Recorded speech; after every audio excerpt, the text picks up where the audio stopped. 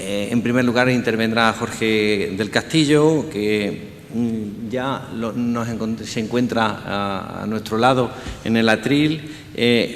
Su intervención, al unísono con el otro componente, con Carlos Arévalo, trata de desarrollar y de poner de relieve los elementos principales de la coordinación de actividades empresariales como uno de los pilares básicos de la prevención de riesgos laborales, que en buena parte de los casos se olvida para que esta prevención sea efectiva y eficaz.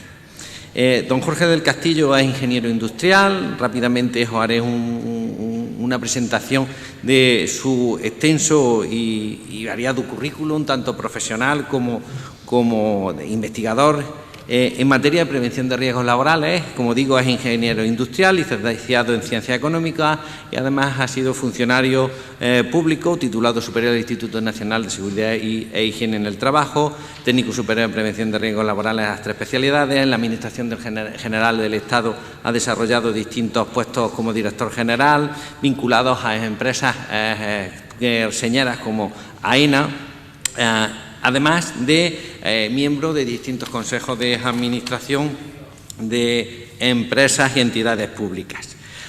Pero más allá de eso, lo que nos lleva a que Jorge del Castillo esté aquí es su conocimiento, su extenso, su profundo conocimiento de estas cuestiones, su capacidad de transmitir los conocimientos que en esta materia atesora. Y, por tanto, desde aquí, desde la dirección del Congreso y desde la dirección del Máster de Prevención de Riesgos Laborales, de nuevo le damos las gracias por un año más hacer el esfuerzo de venir a Jaén y de poder disfrutar de su conocimiento, que en buena parte de los casos se nos olvida las dificultades que tiene venir a esta provincia, y las dificultades que conlleva para una persona con tanta actividad profesional como Jorge y como Carlos el que se puedan desplazar aquí. Sin más dilación, le agradezco a Jorge de nuevo el que esté aquí con nosotros, que haya aceptado la invitación un año más de estar en este foro y con los alumnos y alumnas del Máster de Prevención. Y gracias, Jorge. Cuando quieras, tienes la palabra. Buenas tardes, buenas tardes. En primer lugar, no es un esfuerzo venir a Jaén, es un placer. Y en este sentido quiero agradecer a la universidad el que por una vez más me haya invitado a participar en el máster y en esta ocasión que se celebra conjuntamente con Agroseguridad dentro de esta feria, institución ferial.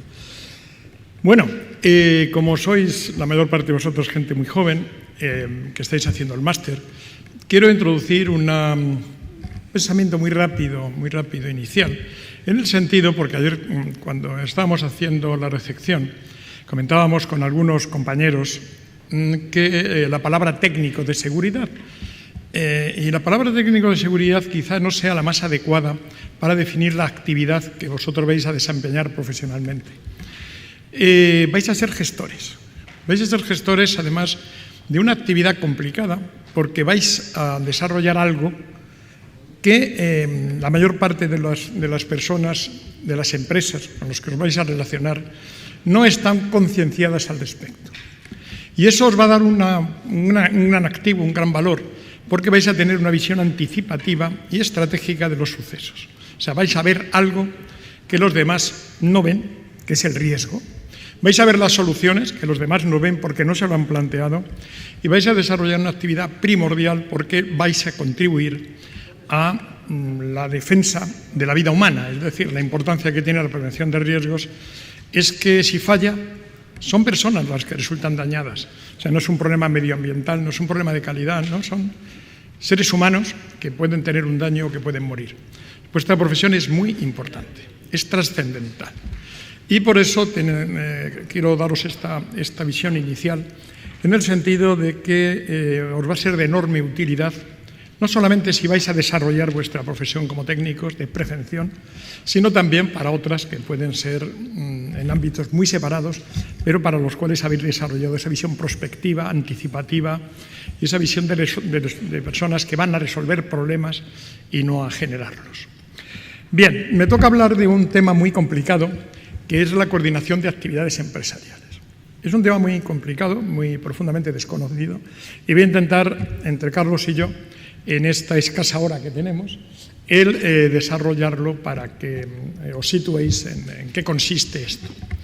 Mirad, lo primero que quiero que no olvidéis es que la función del técnico de prevención es asesorar al empresario. Asesorar al empresario para que cumpla su principal obligación, que es la de proteger eficazmente a sus trabajadores. Es decir, esto no lo olvidéis. El adverbio eficazmente significa que la protección tiene que ser una protección de resultados. O sea, un empresario puede hacer unos enormes esfuerzos, puede hacer muchos papeles, puede hacer mucha burocracia, mucha documentación, y sin embargo no ha protegido eficazmente a sus trabajadores porque tienen siniestros, tienen daños. Entonces esto es lo más importante, que no lo olvidéis. Vosotros estáis para que el empresario, que es el responsable de la seguridad y salud, proteja eficazmente a sus trabajadores. Y como dice la transparencia, que no la voy a extender entera, con cuantos medios sean necesarios para que eso realmente sea así. Esa es la obligación. Y luego hay otro factor también muy importante que lo debéis tener presente, especialmente en coordinación de actividades empresariales, que es lo que se llama la integración de la prevención. Y eso es de disco duro. De disco duro para los que van a desarrollar la prevención. Los responsables de la prevención no son los técnicos de prevención. Los responsables de prevención son la cadena ejecutiva, jerárquica y funcional de la empresa, desde el presidente hasta el peón. Y esos son a los que asesorará el técnico de prevención. Por lo tanto, los propietarios de la prevención y los propietarios de la seguridad no son los técnicos de prevención, son los que desarrollan las actividades funcionales en las empresas, a los cuales vais a asistir. Importantísimo. Como no tengo tiempo, os contaré una anécdota muy reciente con el tema de las mascarillas, donde ha habido una desinformación tremenda en televisión y en los periódicos sobre la función del técnico de prevención, que era decidir si se utilizaban las mascarillas o no. Asesoraba, y es el empresario el que decide si esas mascarillas tienen que utilizarse. Bueno, pues entro en el tema. Mirad, vamos a hablar de una almazara, por ejemplo, porque, por ejemplo, a mí me comentaron que en las almazaras no se daba esta situación, pero sí se da. Una almazara se convierte unos frutos en un oro líquido, y en una almazara pueden existir en la misma empresa. Perdón, vamos a volver atrás. En una almazara te vas a encontrar en el mismo espacio físico a un empresario, es el titular del centro de trabajo. Habrá unos trabajadores de esa empresa titular cuya seguridad y salud tiene que ser protegida eficazmente por el empresario, y a su vez puede haber, con toda probabilidad, y ahí es donde interviene la coordinación de actividades empresariales, trabajadores de otras empresas que están desarrollando su actividad físicamente en el mismo espacio en donde están ese centro de trabajo. Bien, pueden ser empresas cargadoras, pueden ser transportistas, puede ser personal de vigilancia, personal de limpieza, de mantenimiento, instaladores, renovadores, etc., ¿no? ¿Qué ocurre cuando en un mismo espacio físico te encuentras con personas de diferentes empresas? Pues puede ocurrir que, por supuesto, el empresario esté con respecto a sus trabajadores protegiéndolos eficazmente, pero que, sin embargo, eso no ocurra con respecto al resto de trabajadores que allí intervienen, porque no dependen jerárquicamente de él, dependen de otras empresas. Y entonces puede haber una situación que no sea nada favorable, porque puede haber afecciones entre las empresas concurrentes. La actividad de uno, yo voy a poner un ejemplo, puede afectar a otros, puede haber sinergias de los riesgos, el riesgo se puede hacer más alto al intervenir. Los trabajadores de las empresas que no pertenecen al principal pues no conocen el plan de emergencia. Es decir, hay una serie de componentes que hacen que el riesgo se incremente cuando hay trabajadores de diferentes empresas en un mismo espacio físico. Y esto quizá en una almazara no sea muy común, pero cada vez es más frecuente. los centros comerciales, en un aeropuerto, por ejemplo, yo es algo que suelo desarrollar, pues el aeropuerto de Barajas, para que os situéis en ese espacio físico que tiene 48 millones de metros cuadrados de superficie, el equivalente a 6.500 campos de fútbol como el Real Madrid, pues hay más de 1.300 empresas donde trabajan 35.000 trabajadores. Entonces, claro, esas empresas se tienen que coordinar porque si no sería un auténtico desastre, por muy bien que funcione el servicio de prevención de AENA, ¿no? Entonces, como os decía, cuando hay diferentes trabajadores y diferentes empresas, las cosas cambian. No es lo mismo que si todos dependen jerárquicamente de un empresario. Y entonces, ¿qué es esto de la CAE? ¿Qué es eso de la CAE? La coordinación de actividades empresariales. Pues eso es una parte del sistema de gestión. Vosotros, técnicos de prevención, vais a ser gestores, asistir al empresario para que esto adecuadamente se desarrolle. Es una parte del sistema de gestión que trata de identificar los procesos o las consecuencias que se producen por esa concurrencia de empresas, evaluar los riesgos, eliminarlos o reducirlos cuando se da esa situación excepcional.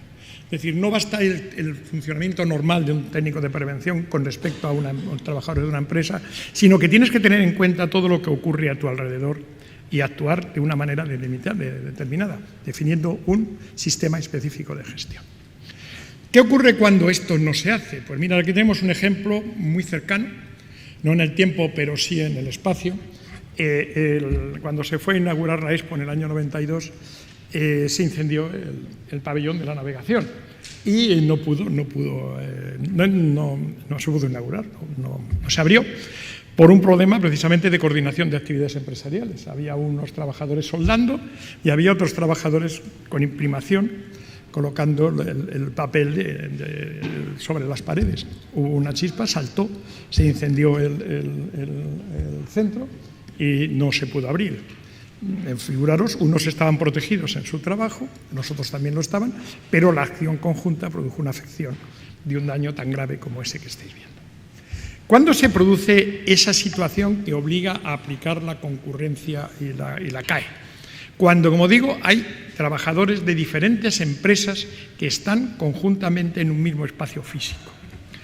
Aquí lo podemos ver, me parece que con esto se marcaba, no sé si bueno, es igual. Podemos ver en el rectángulo de la izquierda que hay un espacio marcado en blanco que digamos que eso es el centro de trabajo. Y los ovalillos son los trabajadores de diferentes empresas. Si, como veis, los espacios físicos no coinciden, no hay concurrencia, lo que veis a la derecha. Pero sí se produce cuando en ese mismo espacio físico hay trabajadores de diferentes empresas que, como en el caso que comentaba del pabellón de la Expo, pueden producir afecciones, pueden producir o están en situaciones de riesgo. Yo pertenezco a AENA, o pertenecía a AENA en su momento. Bueno, pues una vez estaban haciendo una labor de mantenimiento, pasaba una azafata de Iberia y le cayó un martillo de ese mantenimiento y le hizo daño en la cabeza, le hizo una brecha. La trabajadora era de Iberia y el otro era una empresa de mantenimiento, pero el daño se había producido una sobre otra, ¿no? Entonces esto lo tienes que tener presente porque esa situación, como digo, cada vez es más frecuente.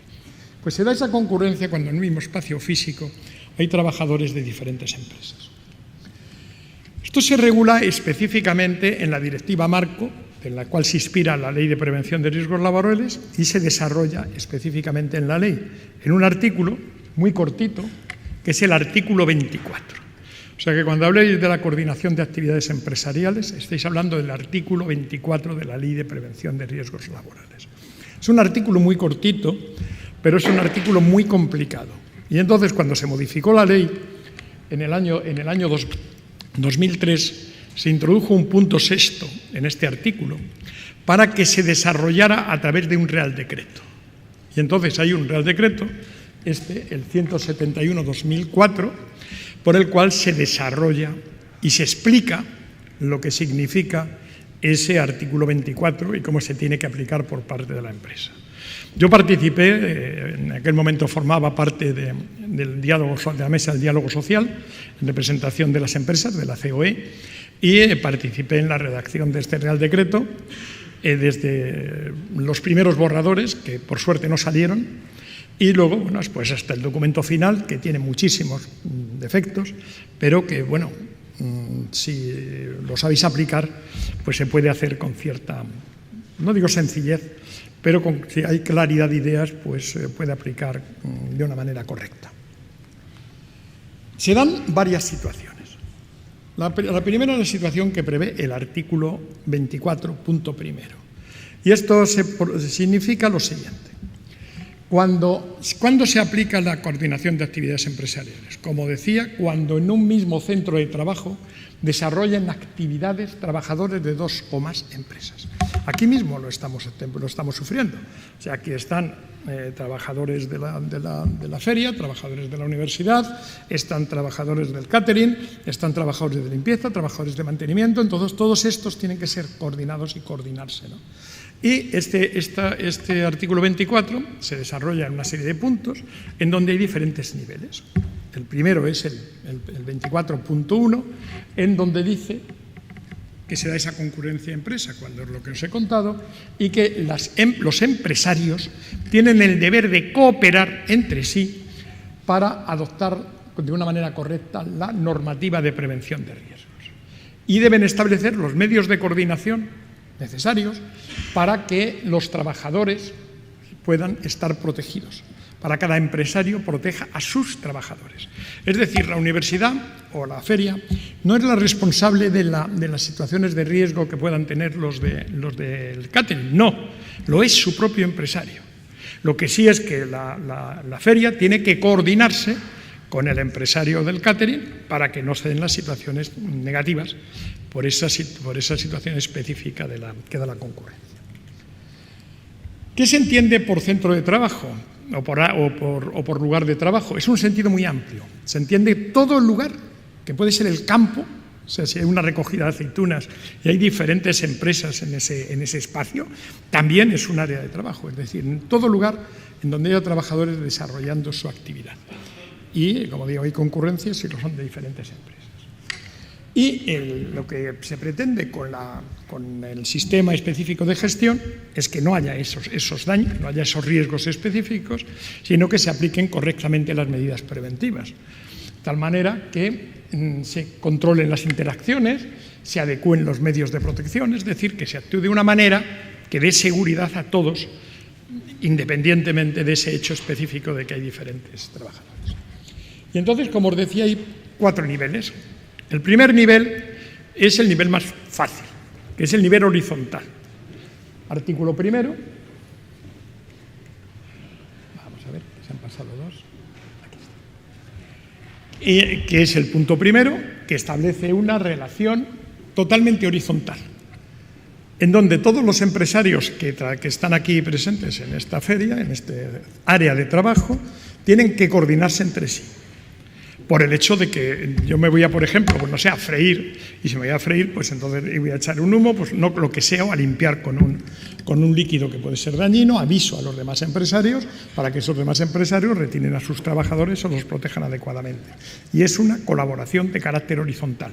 Por eso se forma esa malla, como podéis ver en la parte superior, que involucra todas esas relaciones horizontales que se tienen que establecer entre las empresas, aunque sean trabajadores autónomos o lo que fuera. Y no es necesario que haya una relación jurídica, laboral o mercantil entre las empresas. O sea, el mero hecho de que estén aquí, yo entiendo que la universidad, por ejemplo, no la tiene con la feria, una relación mercantil, pero por el mero hecho de que su actividad como trabajadores se desarrolla aquí, ya tiene que coordinarse con la de la universidad, con la de la feria.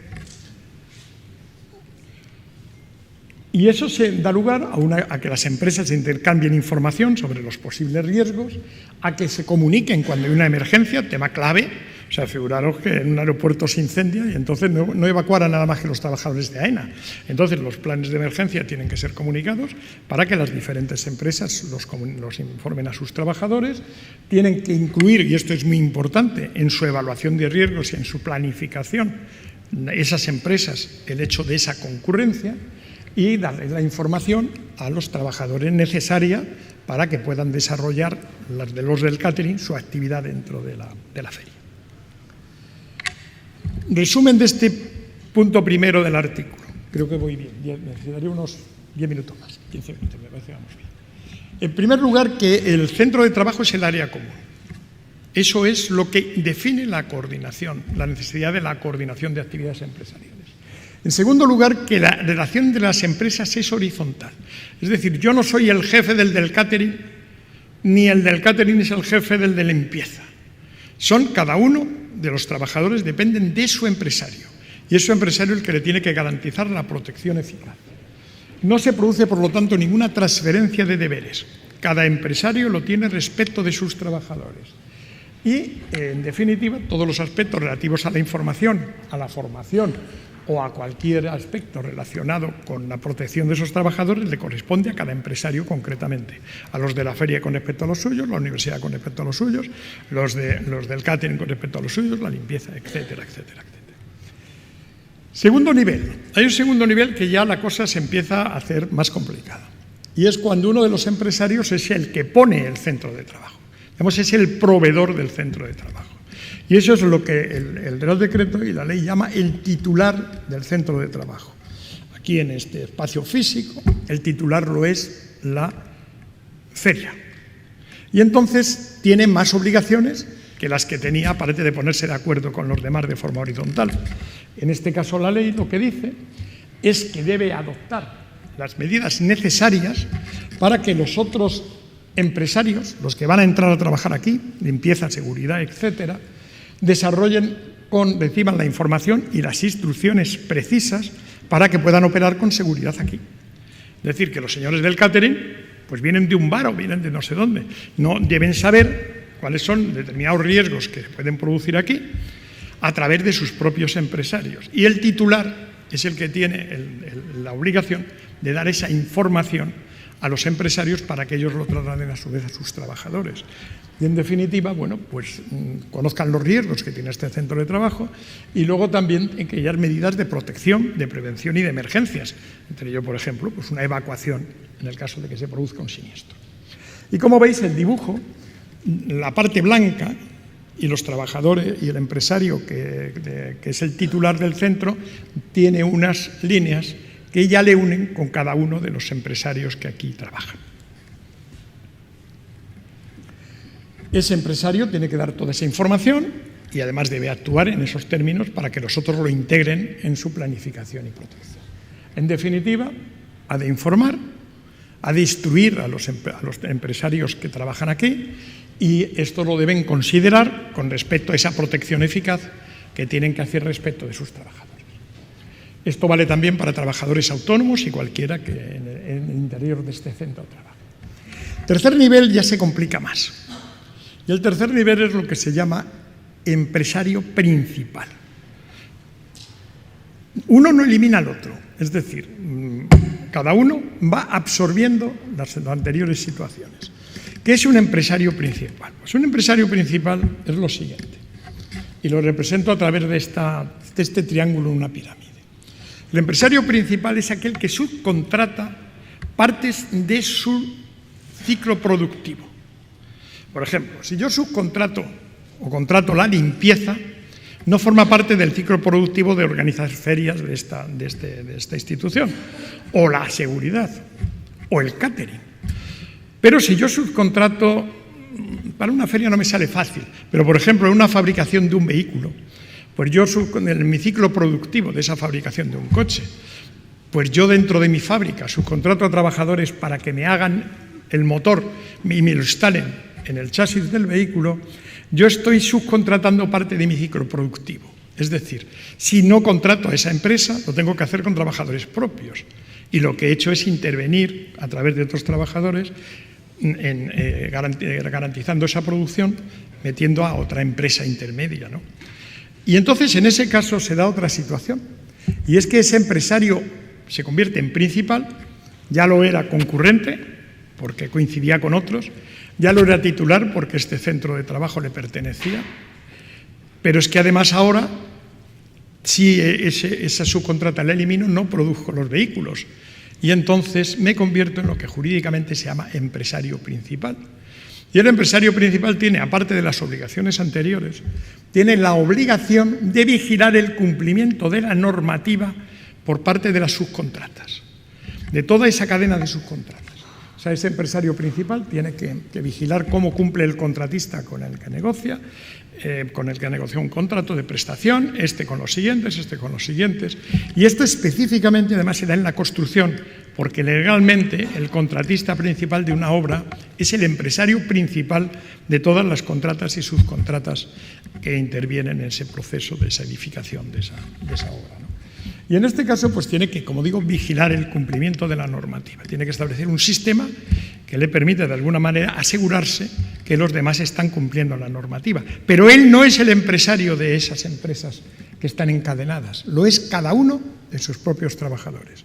Y eso es muy importante, porque en la coordinación de actividades empresariales hay mucha tendencia a yo hacer lo que... No, hay que actuar de una manera muy cínica y muy quirúrgica en este caso, porque si no las responsabilidades se pueden ir hacia arriba y el problema de la responsabilidad civil, bueno, es grave, pero acaba con una indemnización, pero cuando estamos hablando de responsabilidades penales, entonces podemos tener penas de cárcel, penas de privación de libertad importantes y, bueno, tanto por homicidio como por delitos de peligro.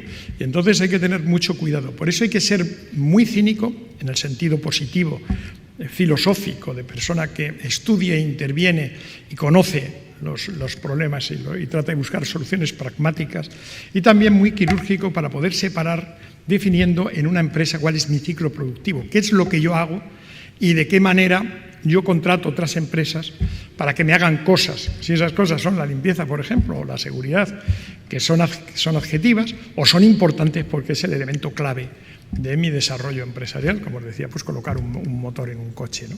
Y en ese caso, pues me convierto en empresario principal, que entre otras cosas, de acuerdo con la legislación española, tanto la laboral como la legislación fiscal, me convierto en responsable solidario de las responsabilidades que puedan tener estos con respecto al cumplimiento de determinadas normativas, ¿no?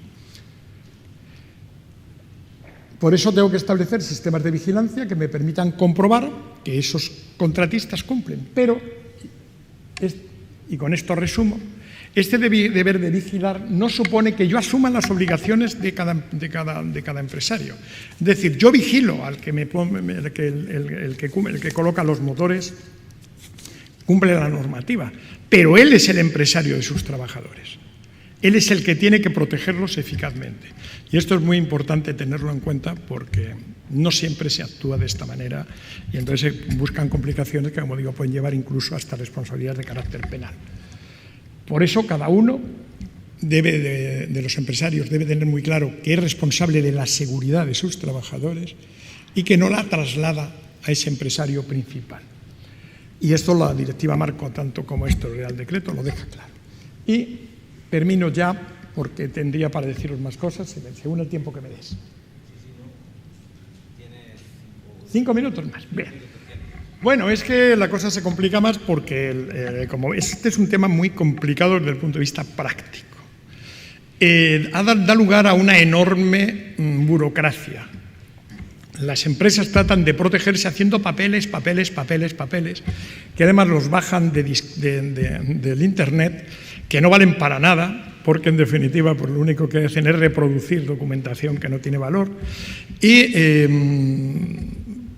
no lo están haciendo en términos generales correctamente. Por eso es muy importante, quizá lo más importante que tiene que hacer el empresario es, y vosotros asesorarle para ello, definir cuál es su ciclo productivo y en las diferentes situaciones que se den dentro de su propio espacio físico, de ese área de trabajo, poder definir la situación concreta que tiene con respecto a cada empresa. Si con respecto a una es empresario principal, si con respecto a otra es titular, si con respecto a otra es mero concurrente, y entonces ya definir a partir de ahí cuáles deben ser las medidas que deben adoptarse en cada caso. Por eso hay que ser legalmente, hay que ser un cirujano legal y luego hay que también pues, ser muy cínico en el sentido de que si empleas un voluntarismo excesivo, pues puedes estar comprometiendo situaciones muy graves que, como digo, pueden llevar incluso a una situación de carácter penal. Nosotros en AENA nos encontramos con esa situación tan complicada.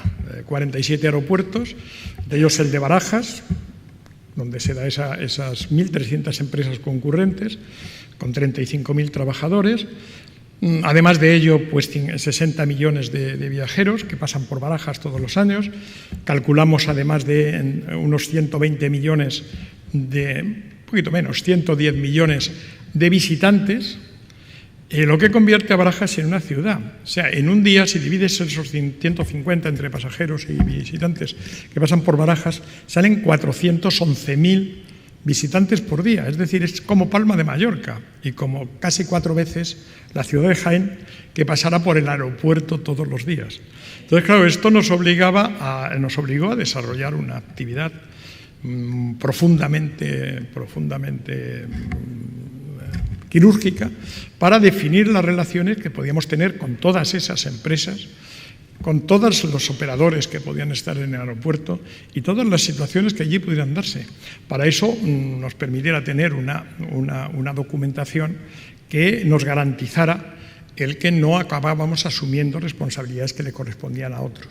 Y no se trata de huir, o sea, en prevención de riesgos no es que estés huyendo, decir yo huyo para que a mí no me caiga, no.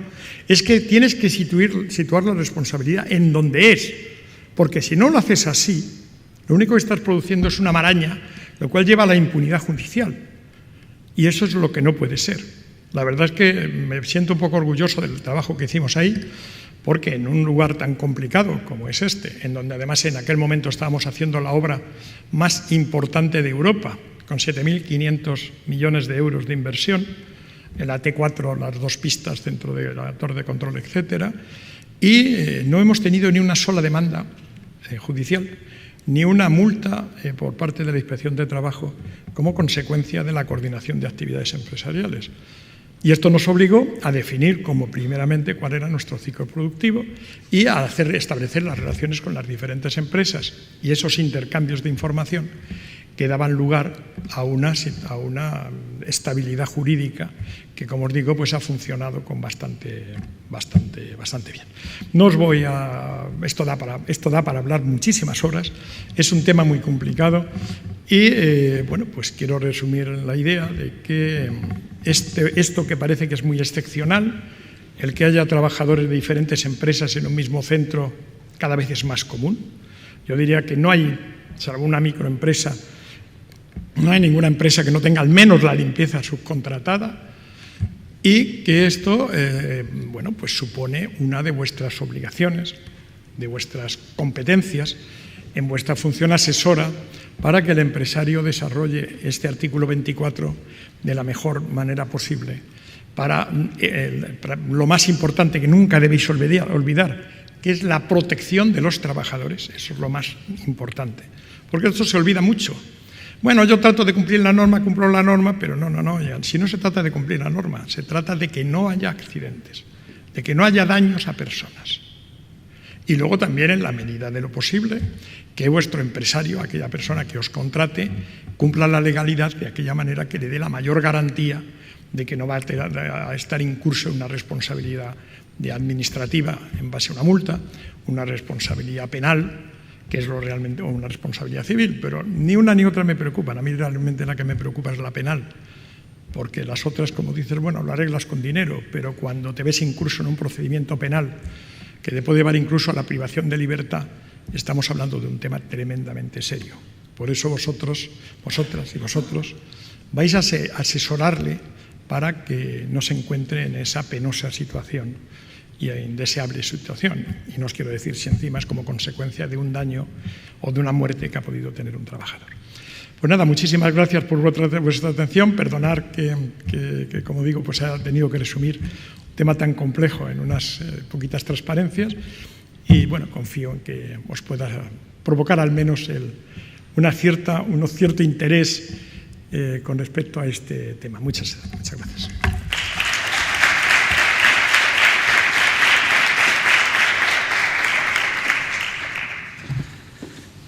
Gracias, Jorge, por tu intervención, magnífica intervención, además destacando los elementos principales en materia de coordinación de actividades empresariales y poniendo además ejemplos prácticos de cómo la necesidad de implementar estas medidas y estos elementos para que la coordinación sea real y efectiva. A continuación, como bien os he comentado antes, interviene Carlos Arévalo Sarrate, que es ingeniero en Camino, Canal y Puertos, además de presidente de la Asociación Profesional de Ingeniería de Seguridad y Salud, en la que están integradas 16 entidades especializadas en coordinación en materia de seguridad y salud en obras de construcción. Igualmente desarrolla actividad profesional ligada a la docencia universitaria, es profesor asociado en la Escuela de Ingeniería de Caminos en la Universidad Politécnica de Madrid y cuenta con una larga experiencia profesional en la gestión de prevención de riesgos laborales en obras de construcción. A todo ello se le suma su labor como investigador, ha realizado distintas guías sobre coordinación de actividades empresariales en obras de construcción y de nuevo tengo la obligación, el deber y además el placer de agradecer, al igual que he hecho con Jorge, de agradecer el que Carlos se haya desplazado aquí a Jaén y que un año más esté con nosotros, con la universidad, con el tejido empresarial de jiennense para poner de relieve los elementos principales de su actividad profesional ligadas a este tema tan importante en todo el edificio de la prevención de riesgos laborales como es la coordinación de las actividades empresariales. Sin más, de nuevo, le agradezco a Carlos el que esté aquí y tiene la palabra. Gracias, Manuel. Agradecer también a Manuel Soriano la invitación a Agroseguridad y darles la enhorabuena por esta iniciativa y a Manuel por el máster y los años que ya llevamos colaborando en su impartición. Vamos a ser breves, porque vamos un poco fuera de tiempo, y yo me voy a limitar, después de la exposición de Jorge, a dar 2 o 3 pinceladas de cuál es la situación práctica real que nos encontramos en las empresas en lo que es la aplicación de esos principios del Real Decreto del año 2004 y luego, aunque no suele ser lo más agradable, pues ilustrarlo con actuaciones judiciales derivadas de accidentes de trabajo, alguna contextualizada en el ámbito agroindustrial. En primer lugar, en cuanto a cuál es la situación, lo que vemos en el día a día, quizá el objetivo del Real Decreto, sin duda, el Real Decreto, como ha comentado Jorge, era eliminar riesgos y evitar accidentes. La realidad es que ha generado, el otro día lo escuché y me gustó esta expresión, una bulimia documental. Es decir, lo que hemos generado es que la prevención, que ya de por sí genera, desde el punto de vista de demasiada documentación, el papel que sirve en prevención es el que acredita que se haya hecho algo, el que dice que voy a hacer mucho, sirve para poco, generalmente para generar menos situaciones seguras y más situaciones inseguras a nivel jurídico, pues la CAE ha caído en gestión documental, ¿no? Hay muchos sitios que tú llevas a las empresas, incluso a las obras. En las obras hay una figura expresa, el coordinador de seguridad y salud, pero no nos vamos a meter por el tiempo que tenemos. Pero en muchas empresas te dicen, sí, tenemos una plataforma de gestión documental. Yo no sé dónde está eso en el Real Decreto, ¿vale? Que tenga que haber un intercambio documental, es cierto. Que tenga que haber un control documental de cada trabajador, de cada máquina y demás, eso es cumplimiento legal, es cumplimiento de la ley, no es prevención de riesgos laborales.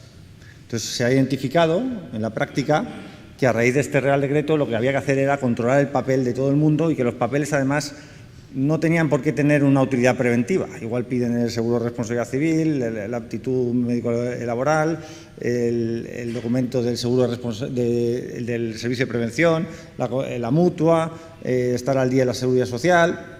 Y tú te preguntas, ¿y esto qué tiene que ver con los objetivos que ha comentado Jorge en la introducción? Como mucho eso es cumplimiento legal y las empresas tendrían que tenerlo integrado porque el día que contratan a alguien, deberían contratar a alguien que cumpla la ley. Una vez que tú has contratado a alguien que cumple la ley, ya tendrías que hacer prevención, como bien ha comentado Jorge, para eliminar las concurrencias, evitar los riesgos, etcétera. Y ahí es donde empezaría la coordinación de actividades empresariales. La práctica habitual es la contraria. La coordinación en muchos casos se limita o se concentra en esas plataformas de gestión documental, ¿vale? Hay muchas dudas en cuanto a la interpretación jurídica de conceptos jurídicos indeterminados, como los que ha comentado Jorge, de la propia actividad o llevándolos a la rama de la construcción, donde empieza, ¿qué es una obra, ¿no? La gente dice, esto es una obra. Un señor subido a un andamio, aunque esté haciendo una labor de pintura o de mantenimiento, puede ser donde aplica el 1627. Las empresas deberían de tener claro si tienen que hacer ese tratamiento específico de que aplica el 1627 o no, ¿no? Tampoco se debería de hablar de si es una obra o no. ¿Aplica este Real Decreto o no aplica, ¿no? Todavía abundan los pactos para eludir la responsabilidad solidaria. Lo comentaba Jorge, pues lo habitual, dado que el de arriba tiene que vigilar al de abajo si es su propia actividad, pues lo que hago por contrato, eludo mi responsabilidad y hago pagar al de abajo cualquier cosa que pase, ¿no? Eso es una infracción muy grave en sí. Las infracciones muy graves en España desde el año 2002 se remiten todas a Fiscalía de Siniestralidad Laboral. Hay juicios penales por esto. Sigue siendo habitual. El de arriba le dice al de abajo, cualquier cosa que pase en prevención la pagas tú y me eximes a mí. Eso es ilegal. Pero no solo es ilegal, es una infracción muy grave, ¿vale? Los trabajadores autónomos están un poco en el limbo. Pasa en general en prevención, lo ha comentado Jorge, está en el artículo 24, pero están en el limbo en cuanto el trabajador autónomo tiene que cumplir los requisitos cuando yo le contrato, pero él por sí no tiene la obligación. Es un tema un poco surrealista. Yo, si contrato a esta persona, tengo que asegurarme de que tiene formación, planificación, procedimientos, pero él no tiene la obligación. Curioso. Y luego hay adhesiones de todo, nos adherimos a todo. Esto no está en ninguna norma habla de adhesión. Pues yo me adhiero, no sé a qué te adhieres, pero bueno. Como os decía, hay dos patas diferentes que deberíamos hacer un esfuerzo por separar. Lo que es la gestión documental, que yo hablaría incluso de control de cumplimiento normativo, que es cómo cumplen las empresas las obligaciones legales, que por supuesto un gestor documental tiene su utilidad, pero en el día que le vas a contratar, no para entrar a la planta, a la fábrica, a la instalación. Esto luego acaba con vicios de que el de prevención no deja entrar a esta empresa porque no tiene los papeles en verde en la plataforma. No, mire, eso es un error de concepto. Usted como empresa no puede contratar una empresa ilegal. Haga el control cuando la contrata. ¿Qué sentido tiene esperar a que venga el día 18 a entrar a la fábrica para ver si está en verde o está en rojo? Y luego dicen que eso es prevención. No, mire, es cumplimiento legal. Es que la empresa que yo contrato cumple la ley. Si yo contrato a una empresa que no cumple la ley, es un problema mercantil. No es un problema de prevención de riesgos laborales. Entonces, eso antes. Yo no digo que no sirvan las plataformas, sirven todo lo que sea digitalizar, pero sirven para hacer prevención poco. Sirven para hacer control de cumplimiento normativo, muy bien. Además de que tiene pues, la situación habitual de que se pide de todo, da igual el tipo de contrato, da igual el tiempo que vengan, si es propia actividad, ¿no? Yo pido todo y me pongo además así, creo que estoy haciendo mucha prevención porque me pongo talibán y aquí no entran, bueno, no entran, pues nada, no entran. Y en el lado contrario tendríamos la gestión de la prevención. Como comentaba Jorge, al final la coordinación de actividades exige gestión, exige analizar las actividades, exige analizar las interferencias, la planificación de trabajos, las medidas que haya para controlar esas interferencias. Eso exige prevención. Y generalmente, si hacemos 90-10, 90 papeles, 10 prevención, ya es bastante en muchas empresas. Bueno, en un sitio, en el lado de vuestra izquierda, estamos cubriendo multas, sanciones. En el otro lado, te estás jugando vidas y responsabilidades penales. Las empresas deciden en qué quieren invertir. Tú vas a una empresa, haces una auditoría de CAE, una cosa, y dice, tú el 95% de tus recursos los estás alocando a evitar una multa. Bueno, tú sabrás. Y el 5% a evitar un muerto o a evitar un procedimiento penal. Tú sabrás. Eso ya es una opción. En contraposición con esto, los organismos oficiales, Instituto Nacional, sus NTPs y el vídeo este que es muy recomendable, que no vamos a ver, pues hablan de que la coordinación es un proceso, no es una gestión documental. Es organizar los trabajos, sobre todo como cuando se ha aumentado por parte de Jorge, hay un principal y un titular que gestionan esas actividades de manera que se eviten los riesgos derivados de la concurrencia. ¿Esto pasa en la realidad? No, tú llegas a una empresa y dices, ¿y hacéis reuniones? Sí, reuniones para mirar los papeles que han pedido en el gestor documental. Y dices, bueno, pues nada, muy bien. ¿Y establecéis medidas de planificación temporal para que estos no coincidan con estos? No, es que eso no nos da tiempo, Estamos muy ocupados con no dejar pasar a uno, al otro, está en rojo, está en verde, bueno, pues eso es lo que tenemos. La jurisprudencia. La jurisprudencia, para la segunda parte de la charla, no se queda solo en la coordinación. Hay un matiz, y en el sector agroindustrial es especialmente relevante. Yo, si soy titular, si soy la cooperativa de una almazara o de una instalación, no solo tengo que organizar la información hacia las empresas que acceden. Un primer deber, que muchas veces pasamos por encima, es la conformidad de la instalación. Si la instalación no es conforme a norma, si yo tengo la cubierta con una cubierta que puede ser frágil, o tengo la cubierta sin proteger el riesgo de caída en altura, yo voy a tener un problema, y lo voy a tener, independientemente del vínculo contractual o la naturaleza de si es propia actividad o no, porque no he cumplido la normativa de lugares de trabajo y tengo unos señores accediendo a un lugar de trabajo. Esto ya el Instituto Nacional intentó meterle mano vía CBSUA del Código Técnico de la Edificación, porque daba la situación que los técnicos, cuando proyectan un edificio, te dicen que eso no es una cubierta visitable. Entonces, como no es visitable, no tienen por qué protegerla. El día que entra un señor allí, es un centro de trabajo. El día que es un centro de trabajo y yo soy el titular, estoy metiendo gente en un sitio que incumple la ley de prevención. El señor arquitecto técnico te dirá, no, pero es que a mí el código técnico me permite no poner ninguna bandilla. Y así, campeón. Primero no te permite porque la ley de prevención también rige, o sea, está ahí. Eliminar los riesgos es eliminar los riesgos para todos, no solo sirve para uno. Y el artículo 8 del Real Decreto habla de integración de la prevención en el diseño de la obra, lo cual esto de que te permite, no sé hasta qué punto, ¿no?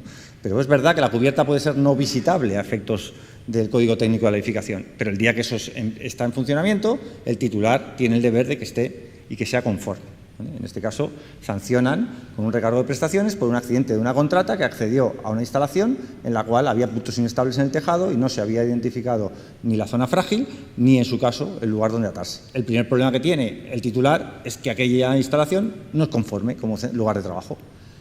Llamar la atención porque concentra un alto porcentaje de los accidentes mortales en España en las campañas que está generando el Instituto Nacional, ahora además por Twitter y con una presencia en redes encomiable, sobre el tema de las cubiertas y todas estas campañas gráficas que nos están diciendo yo como titular debo dar esta información al que acceda. Tengo que saber qué servicios afectados hay, qué otras actividades hay, cuál es el peso máximo que aguanta la cubierta, cuál es la configuración geométrica de las pendientes, los accesos, si hay zonas frágiles y qué protecciones hay. Esto es responsabilidad del titular. Y da igual el vínculo si es propia actividad o no. Aunque suba alguien ahí arriba y yo no haya garantizado que esto está en condiciones, el problema lo tengo yo. Y esto pasa también en una edificación particular. No nos vamos a meter con las comunidades de propietarios y tal, porque no es el objeto del Congreso. ¿Qué pasa cuando hay un accidente? Esto es un ejemplo de una sentencia de la Audiencia Provincial de aquí, de Jaén, de 2015, de un accidente mortal en el cual se confirma en la Audiencia Provincial 1 año de prisión al presidente del Consejo Rector, representante legal de una almazara, ¿vale? De una cooperativa que gestionaba la almazara, ¿no? Lo que quiero que veáis con esto es que la normativa, como ha comentado Jorge, cuando hay un problema, la respuesta penal parte de la idea del verbo que se ha comentado en la charla anterior, que es garantizar la eficacia o garantizar la seguridad. Yo tengo que garantizar la seguridad. El técnico es muy malo cuando le toca ir a juicio, le toca ir delante de la inspección de trabajo, le toca ir a sitios que desconoce. Primero, porque no tenemos formación y segundo, porque gracias a Dios nos pasa poco.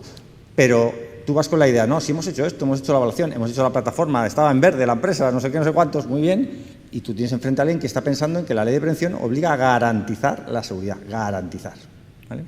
En este caso fue un atrapamiento por un accidente, en este caso, no, este es el doble accidente mortal, no, es un accidente grave, por un atrapamiento en una cinta transportadora en el cual habían retirado las protecciones y en el cual además estaban haciendo prácticas inadecuadas, pero el trabajador, que era un peón de patio, no tenía formación ni estaba autorizado para manipular ese equipo, ¿vale?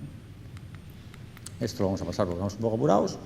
Y otro ejemplo, en este caso, en un escenario también de coordinación de actividades, un titular de una instalación industrial en la cual aneja una estación depuradora de aguas residuales, en una planta de biocombustible, con un doble accidente mortal, ahora sí, de una contrata que accede allí y que no es informada de que en una zona determinada, derivado del vertido de unos fangos, se ha generado un espacio confinado que no está suficientemente ventilado y en el cual, al entrar los trabajadores, fallecen 2 de ellos, ¿vale?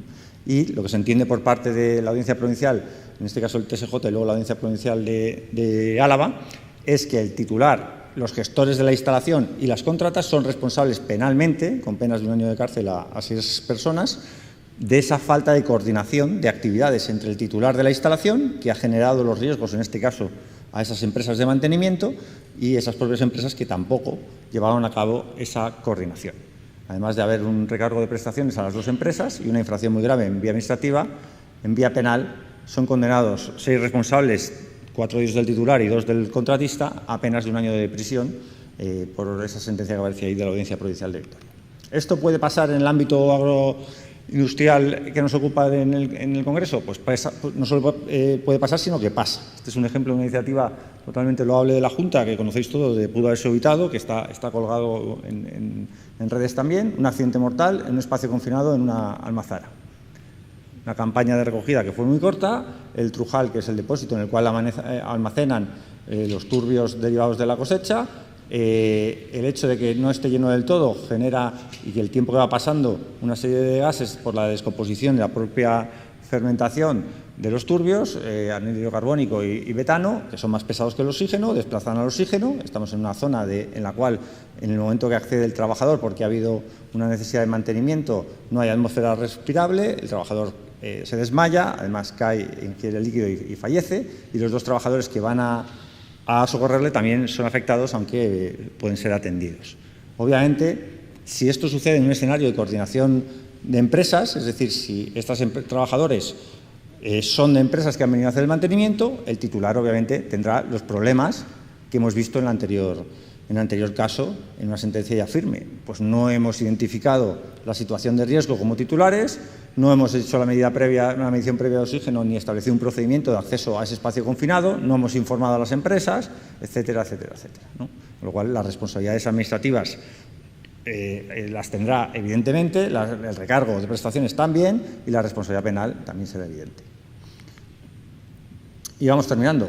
Posibles recomendaciones para mejorar la gestión de la coordinación de actividades empresariales. Priorizar la gestión de ordenación de trabajos, planificación y establecimiento de medidas para evitar las interferencias y el agravamiento de los riesgos, que es el objetivo del Real Decreto, frente a la gestión documental. La gestión documental puede tener un sentido a nivel de contratación. Yo contrato a una empresa y me aseguro antes de contratarla de que cumple la ley. Ahí se ha acabado la parte de los papeles y deberíamos de priorizar una actuación práctica. ¿Bueno?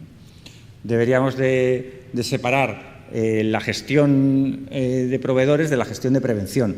Reitero que gestionar los papeles de las empresas no es una labor de un servicio de prevención o no debería de serlo.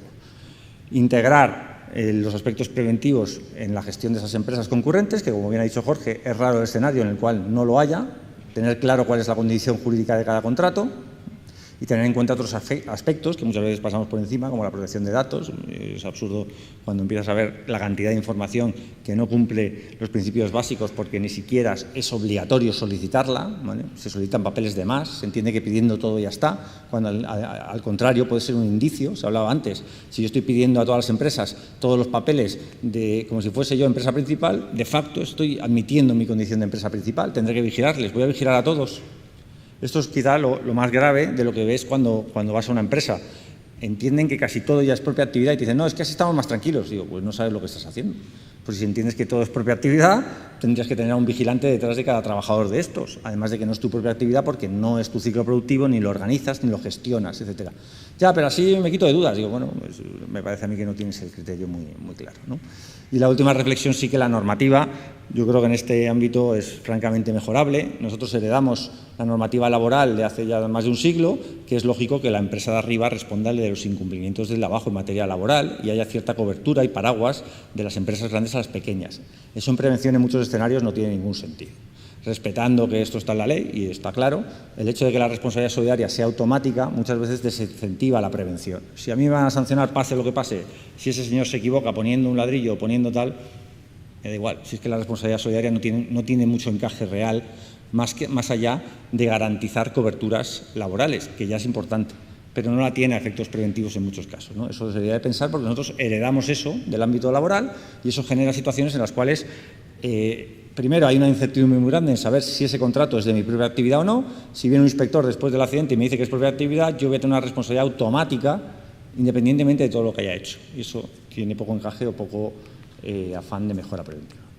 Y con esto terminamos. El papel lo soporta todo, pero la realidad es que no lo es, con lo cual intentemos hacer prevención en vez de papeles.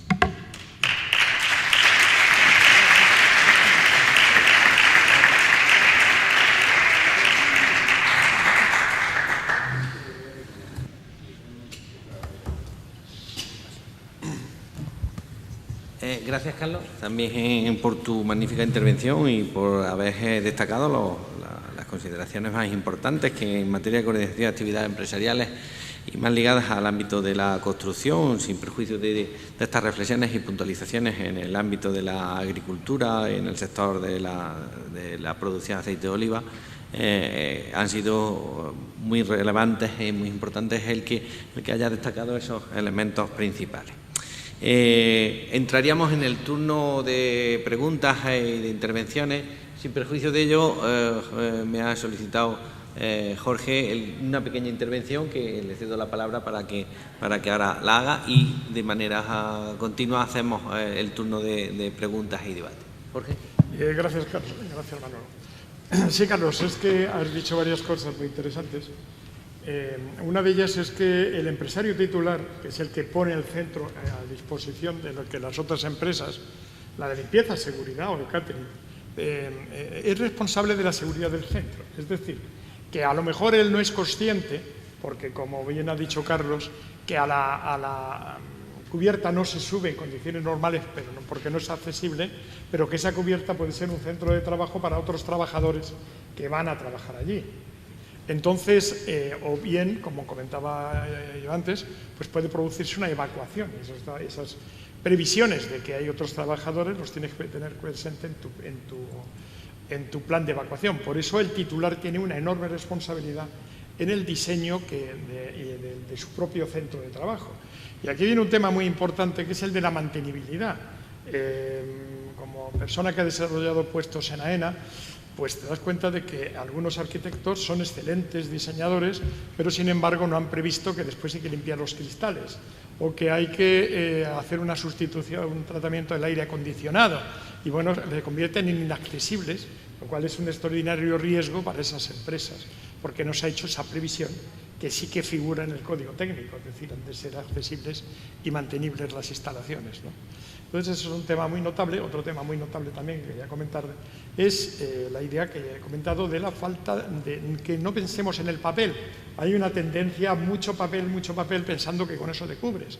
Y como bien ha dicho Carlos, algunas veces pides papeles que en el momento que los pides estás, de alguna manera, manifestando que estás actuando en un control directo sobre la gestión de la empresa, y eso lleva a una interpretación como empresario principal, aunque de hecho no lo seas, pero jurídicamente el juez interpreta que si tú has pedido determinada documentación, has impartido determinadas instrucciones y has establecido determinados controles directos, entonces eres empresario de esos trabajadores y no hay una subcontrata sin una cesión de mano de obra, ¿no? Entonces hay que tener mucho cuidado, y por eso se hablaba, de que hay que hacer una operación quirúrgica muy notable. ¿Alguna intervención, pregunta?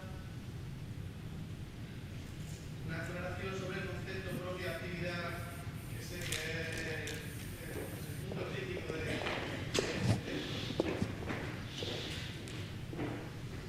Perdón, ¿nos podrían matizar o ponernos ejemplos para discernir el concepto de propia actividad? Porque aplicando la lógica muchas veces llegamos al absurdo de si en un complejo hospitalario, por ejemplo, decimos que la propia actividad es simplemente la actividad propia del médico y del enfermero, que externalizamos desde el gerente hasta el de la seguridad, porque a ver qué hace un médico sin un técnico de electromedicina que le deje funcionando el equipo quirúrgico, o cómo se pasa consulta médica sin un ordenador hoy en día. Y si se para el electrocardiograma, se para la máquina que mantiene vivo al paciente en crítico, ¿qué es propia actividad y qué no? Bueno, pues esa es una pregunta excelente de respuesta muy difícil. Es que tengo seca la garganta. De acuerdo con las sentencias del Tribunal Supremo, se considera propia actividad aquella fase de actividad que, habiendo sido eliminada, no funciona el proceso. Es decir, el proceso tiene que permitir el que se desarrolle completo. Si tú una parte de ese proceso lo externalizas, esa es propia actividad. O sea, tiene que cerrarse lo que se llama el ciclo productivo. O sea, lo que permite que si un coche entra por un lado, las piezas, y luego sale el coche completo, todo eso esté asegurado. Si hay una parte de esa operación que lleva la garantía de que el coche sale, que tú externalizas, estás siendo considerado empresario principal. O sea, es lo que te permite desarrollar el ciclo productivo. Entonces, como un ejemplo, te digo que en el caso de un aeropuerto, nosotros definimos la propia actividad, hubo una discusión muy fuerte, como el proceso por el cual un avión aterriza en un aeropuerto es guiado a su punto de aparcamiento y allí queda aparcado. De tal manera que nosotros éramos responsables del mantenimiento de la pista, del balizamiento, del control aéreo, de las ayudas a la navegación y después del guiado de la aeronave. Pero a partir de todo lo demás eran actividades adjetivas. Es decir, que si los pasajeros con una empresa o bajan por un túnel, vamos, no me sale la palabra ahora, o bien hay un autobús que los va a recoger, hay unas tiendas para que puedan comprar o puedan comer, todo eso no es propia actividad. Es decir, lo que forma la actividad del aeropuerto es aeronave, aterriza, pista asegurada, iluminación, balizamiento, señalamiento, control y ayuda, direccionalidad a la aeronave y aeronave aparcamiento. En el momento en que la nave ha aparcado, ya le corresponde al handling, que era la palabra que me salía, el resto de las operaciones sobre la aeronave. De hecho, tuvimos un muerto en el aeropuerto de Palma de Mallorca, de un avión que no detuvo la hélice y un trabajador del handling pasó por debajo y le seccionó. Y la pregunta que se hizo es, ¿estaban puestos los calzos de la aeronave? Sí. Ahí había acabado la función de AENA. A partir de ese momento entraba la función de otro operador, que es el operador de handling, que es el que atiende a la aeronave y al pasaje.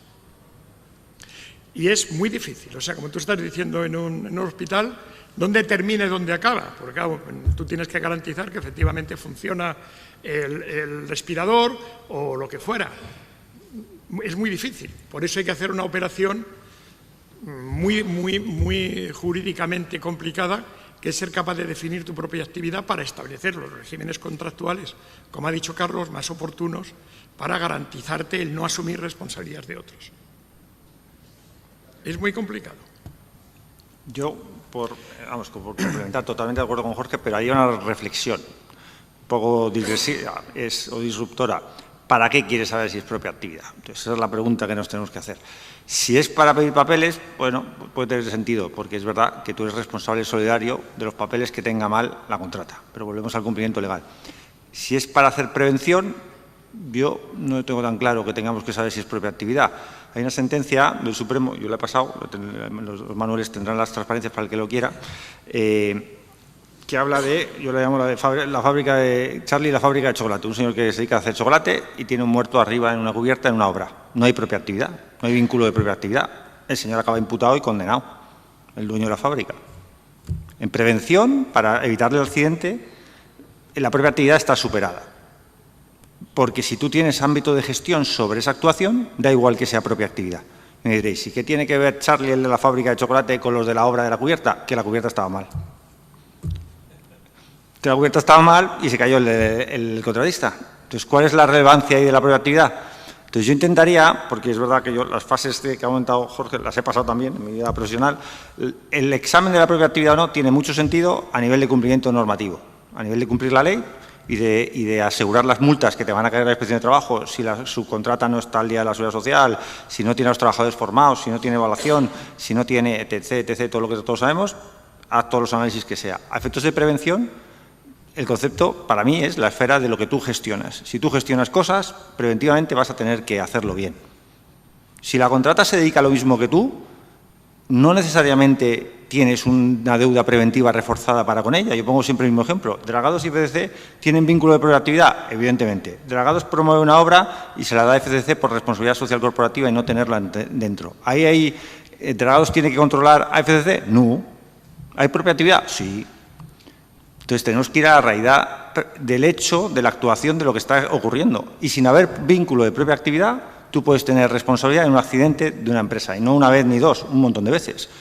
Una empresa energética, iba a decir el nombre, hay que intentar no decirlo, una chimenea en una central. Dos trabajadores que están haciendo mantenimiento, un mantenimiento además tecnológico. Entiende el juzgador que no hay vínculo de propia actividad porque el que produce energía no hace eso y era un tema de mejora, ¿vale?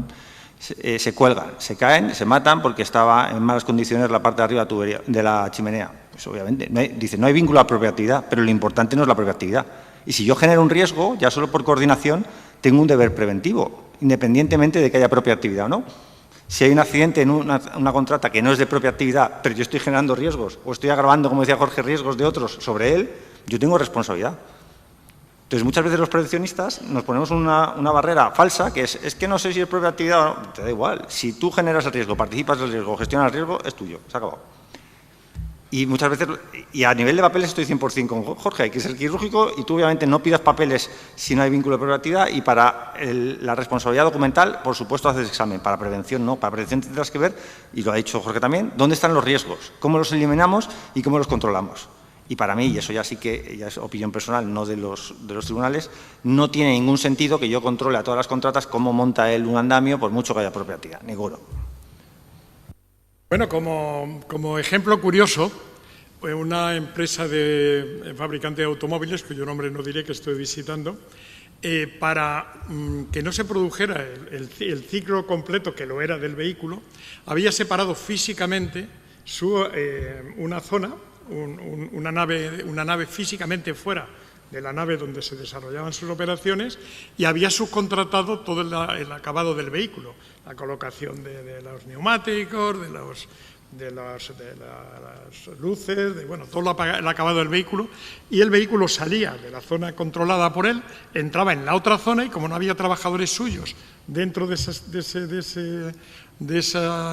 zona, esa nave, y trabajadores de esa subcontrata dentro de su nave, no se daba la coordinación. Entonces lo que estaba es subcontratando un trabajo de acabado de un vehículo, pero no estaba subcontratando una actividad, ¿no? O sea que sobre esto ahí se puede decir todo lo que se quiera, porque es un tema suficientemente complicado.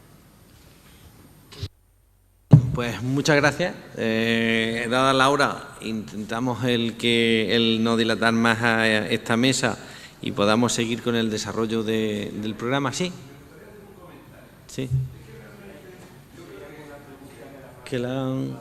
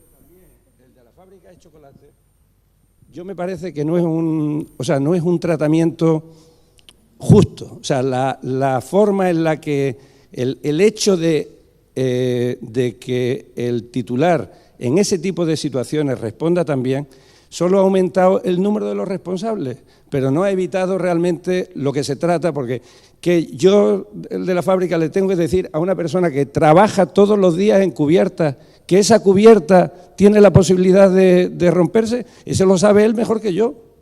Ahí yo siento discrepar, pero si la cubierta es frágil, lo que no puedes permitir es que entre nadie. Entonces ya lo de informar es secundario.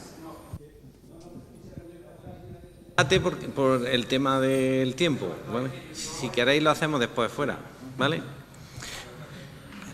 Venga, pues y lo siento, pero es el tema, estamos también sujetos al horario, que también es un riesgo laboral.